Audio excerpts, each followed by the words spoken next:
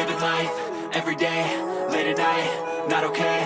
All I want, and I pray, all I need are some better days. Fuck me, I'm looking in the mirror, so foggy, but I've never seen. Guys, welcome to my channel. Hari ini aku masih bakal bahas tentang perdayetan, tapi yang ini lebih ke arah teori sih gitu ya, tentang indeks glycemic dalam sebuah makanan. Jadi apa sih itu indeks glycemic gitu ya? Buat tahu lebih lanjut, kalian harus wajib nonton terus video aku. Jadi, indeks glycemic adalah indikator cepat atau lambatnya unsur karbohidrat dari sebuah makanan atau pangan untuk meningkatkan kadar gula di dalam tubuh. Makanan yang cepat meningkatkan kadar gula dalam tubuh itu akan memberi beban lebih berat kepada pankreas untuk memproduksi insulin. Makanya kenapa makanan-makanan yang memiliki kadar glukosa tinggi itu biasanya berhubungan dengan diabetes dan efeknya adalah kerusakan pada insulin.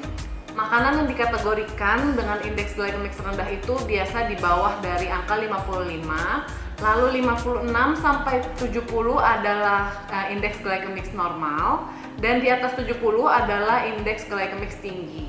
Jadi teman-teman yang lagi diet juga wajib tahu pangan-pangan kita itu memiliki indeks glycemic yang berbeda-beda, dan hal ini tentunya akan berdampak kepada pembakaran lemak kamu. Kenapa sih berdampak pada pembakaran lemak? Padahal kan ini cuma sebatas efek gula darah gitu ya. Jadi seperti video-video sebelumnya yang pernah aku buat juga, kadar gula darah ini sangat mengganggu metabolisme di dalam tubuh kita. Jadi kalau sampai metabolismenya terganggu, maka otomatis pembakaran lemak di dalam tubuh kita juga akan melambat, dan akhirnya kamu yang lagi diet juga pembakarannya nggak optimal. Terus gimana caranya kita untuk tahu tinggi rendahnya indeks glycemic di dalam suatu unsur makanan? Nah sebenarnya sih ini gampang banget ya, teman-teman bisa ketik di Google atau browsing aja sendiri gitu ya, kayak indeks glycemic nasi gitu, bakalan keluar tuh angkanya berapa. Nah di sini aku bakal kasih tahu teman-teman 4 prinsip dalam mengkonsumsi makanan agar indeks glycemic makanannya tergolong menjadi rendah. Jadi ada sebuah buku yang membahas tentang prinsip-prinsip ini, yaitu buku The Eating Well Diabetics Cookbook. Buku ini menarik banget karena dia mempersimpel kita untuk mengerti bahwa nggak harus selalu browsing sih, tapi kita secara natural itu bisa merasakan jadi makanannya seperti apa sih yang indeks glycemicnya lebih rendah dan lebih tinggi. Jadi teman-teman bisa peka secara natural. So ini dia, aku akan menjabarkan 4 prinsip dari buku ini. Pertama adalah makan dengan potongan yang besar. Mungkin teman-teman juga sering dengar gitu ya. Jadi ketika kita makan makanan secara utuh, mau apapun itu jenisnya, pasti dia akan lebih rendah indeks glycemicnya. Simpelnya adalah gini. Jadi misalnya teman-teman makan jeruk sama minum air jeruk gitu ya. Sama-sama jeruk, isinya sama, tapi kadar seratnya berbeda. Jadi ketika sebuah pangan itu seratnya berubah, secara nggak langsung indeks glycemicnya juga akan ikut berubah. Semakin sedikit kadar seratnya, maka semakin tinggi dia punya indeks glycemic. Selain itu, makan dengan makanan utuh itu juga jauh lebih baik karena ketika kita mengunyah di dalam mulut, maka enzim-enzim di dalam mulut kita itu akan bercampur dengan makanan dan akan memberi efek yang lebih baik ke dalam kesehatan kita. Jadi memang selalu kalau ke dokter itu ya, rekomendasinya adalah selalu makan makanan utuh dibanding dengan proses. Mau di blender, mau dijadiin apapun gitu, memang jauh lebih baik ketika kita mengkonsumsi dengan keadaan utuh.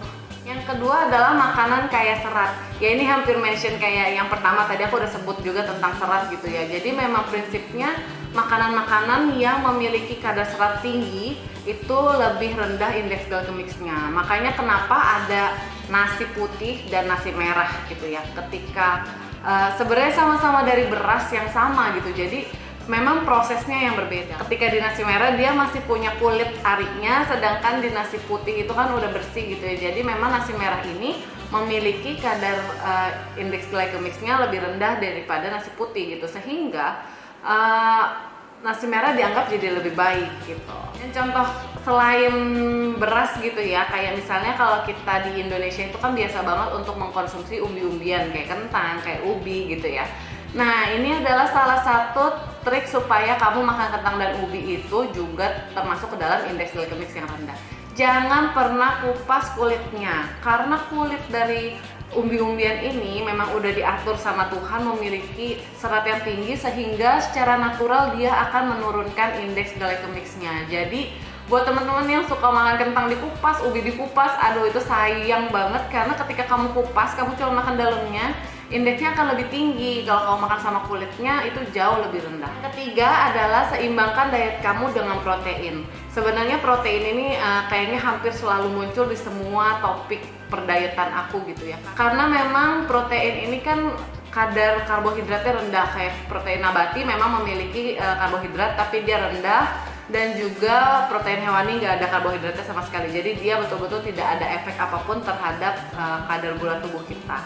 Tapi balik lagi, protein ini juga penting karena protein dapat membantu menekan indeks glikemik di tubuh kita.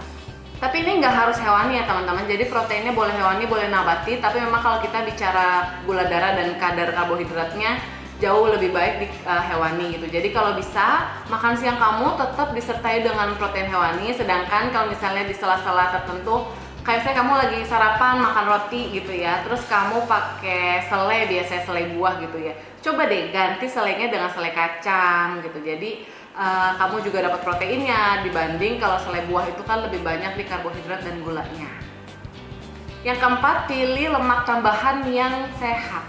Nah ini juga penting banget, ternyata lemak itu bukan musuh kita saat berdiet. Jadi ternyata musuh buyutan kita itu adalah gula dan karbohidrat sebenarnya yang mengganggu insulin tubuh. Lemak, selama lemaknya ini adalah lemak baik, dia bisa membantu untuk menurunkan indeks glycemic dari makanan-makanan kita. Contohnya kayak kamu makan roti tambahin alpukat gitu ya, atau misalnya ada kuning telurnya, ada kacang-kacangannya kayak tadi aku bilang gitu ya, itu sangat membantu untuk menurunkan indeks glycemic dari makanan kita. Jadi buat teman-teman yang lagi diet, jangan takut sama yang namanya lemak. Ingat ya, lemak selama dia adalah lemak yang baik, berasal dari unsur natural, dia termasuk ke dalam pola diet yang baik. So itu dia topik tentang indeks glycemic. Menurut aku ini adalah hal yang teman-teman wajib banget ngerti dan tahu, supaya kalian tuh kalau makan sesuatu gitu ya, kalian tuh betul-betul mengerti bahwa oh ini tuh memang baik ya untuk tubuh kita gitu, yang mana yang lebih baik, yang mana yang tidak. Bukan berarti kita nggak boleh makan makanan dengan indeks glycemic tinggi gitu ya, sesekali nggak masalah selama teman-teman nggak punya masalah atau history diabetes gitu. Kalau yang udah ada diabetesnya ya harus makan yang rendah gitu ya, tapi kalau kita sehat-sehat aja sebenarnya boleh aja. Yang penting kembali lagi kalian harus bijaksana dalam memilih sumber makanan karena berujung kepada target diet kita. Itu dia sharing dari aku. Semoga apa yang aku sharing ke teman-teman dapat berguna buat teman-teman yang lagi diet, dan semoga diet kalian sukses. Kalau kalian suka dengan isi konten aku, jangan lupa untuk selalu support aku dengan subscribe, like, comment, and share. Oke? Thank you and bye-bye.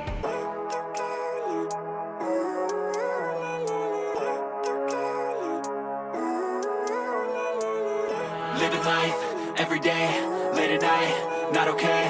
All I want, and I pray, all I need are some better days. Fuck me, I'm looking in the mirror, so foggy, but I've never seen clearer.